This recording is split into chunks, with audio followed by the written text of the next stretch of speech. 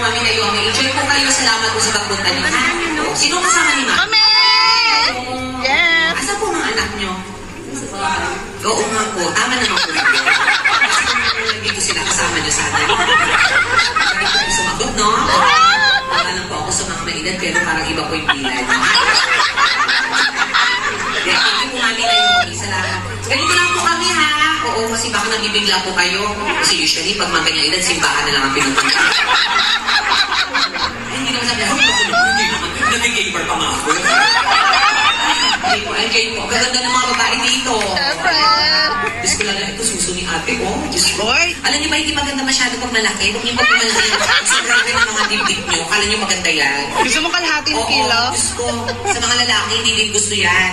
Yung sa akin, sakto lang. Kasi pag sakto yung dibdib mo, syempre pag nag-foreplay kayo, yung dila, sakto partner. Ganun lang. Pag malaki kasi sinasakop lahat yan sa ganun. Isang dede pa lang, pagod na pagod. Di ba pwede sa pepe yung tulog na? Di ba hindi natira dahil sa laki ng mga dibdib nyo?